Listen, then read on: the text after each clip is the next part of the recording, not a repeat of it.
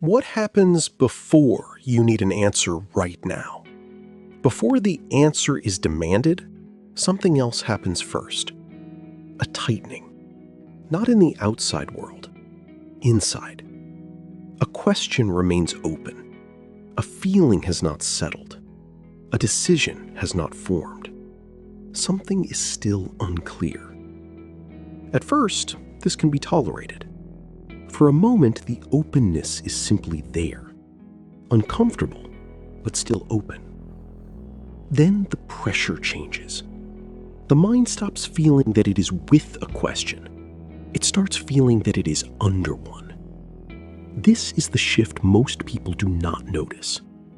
The answer is not here yet, but already part of the system can no longer bear that it is not here.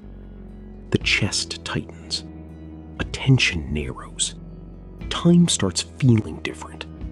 Suddenly, not yet starts feeling like too long. That is where urgency begins. Not with clarity, with the loss of tolerance for what is still unfinished. And because this shift feels so physical, so immediate, the mind begins to believe something must be wrong. That the pressure itself means the answer is needed now. But often, the pressure means something else. Only that openness has started feeling unbearable. That is the real threshold. The moment when not knowing stops feeling open and starts feeling like something that must be ended. What makes this moment so persuasive is that the pressure does not feel emotional. It feels logical. The mind begins to say, I need to know, I need to decide, I need to understand this now.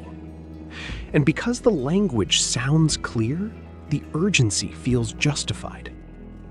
But the body tells the real story. The pressure rises before the answer arrives. The answer has not appeared. What appeared first was the need to stop feeling open. That is the crucial difference. The mind does not always demand answers because truth is ready. Sometimes it demands answers because uncertainty has become too activated to carry comfortably. This is how a question starts changing shape.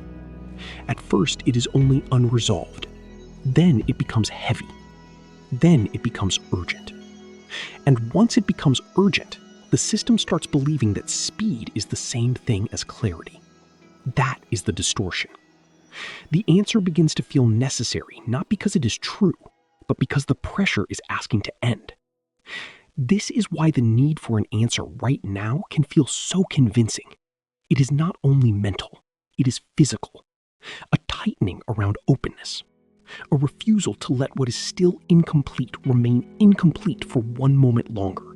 This is why the need for an answer right now can feel almost impossible to question. The system no longer feels that it is waiting. It feels trapped, as if staying open were already becoming a kind of failure. That is the inner turn to notice. The question has not changed yet. What has changed is your relationship to carrying it. Now the mind is no longer asking, what is true here? It is asking, how do I get out of this pressure? That shift matters. Because once pressure replaces curiosity, the answer is no longer being invited, it is being forced. And forced answers always carry the shape of the pressure that created them. That is why they often feel sharp, immediate, and strangely final. Not because they are clear, because they end the strain of openness for a moment. This is the deeper threshold, not the arrival of truth. The moment when uncertainty stops being experienced as unfinished and starts being experienced as something you must escape from.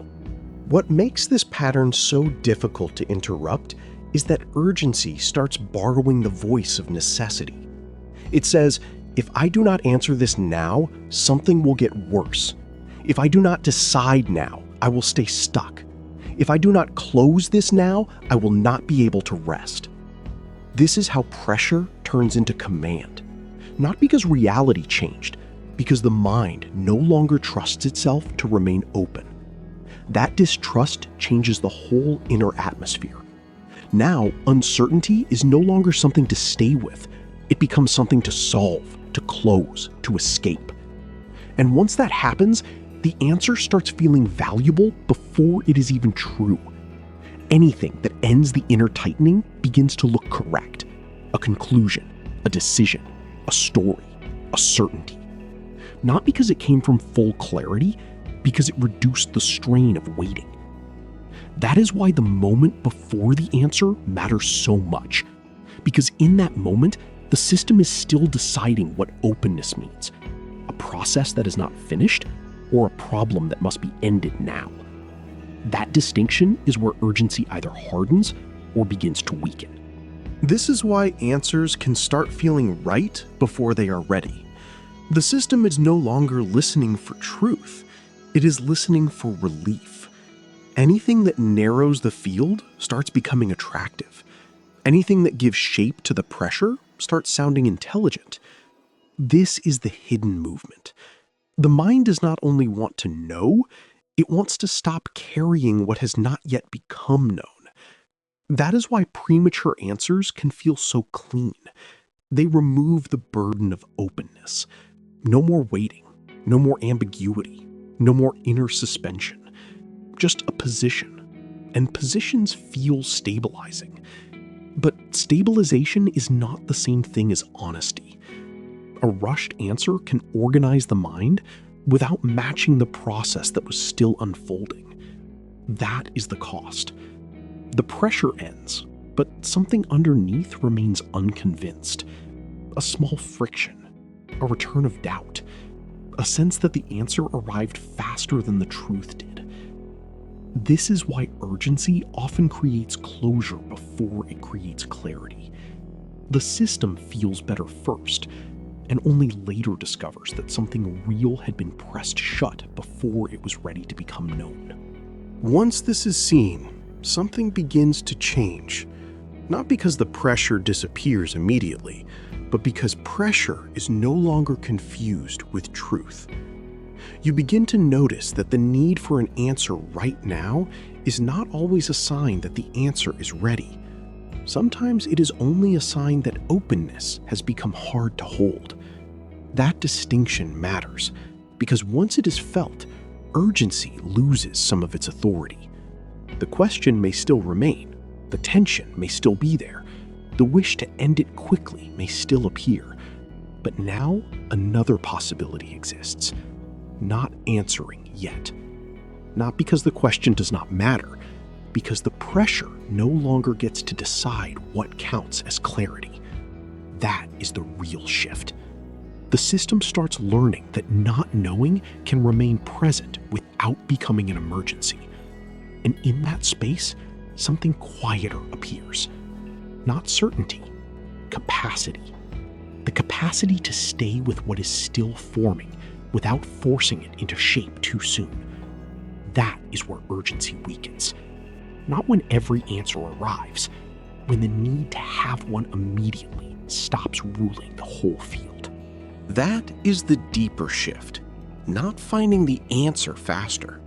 Learning not to obey the pressure as if pressure itself were wisdom. Because once that changes, something important happens. The question can stay open without immediately becoming a threat. The unfinished thing can remain unfinished without forcing the whole system into urgency. And that matters, because now the answer no longer has to arrive as rescue. It can arrive later, more slowly, more honestly. Not because the mind finally became passive, because it stopped treating openness like something shameful, dangerous, or intolerable. This is where real clarity begins to separate itself from forced closure. Not by shouting, by not needing to arrive under pressure. And once that is felt, something softens. The system no longer needs to turn every open question into an immediate demand. It can remain with what is still forming without rushing to end the strain. That is when the need for an answer right now starts losing its false authority. This is inner cognition.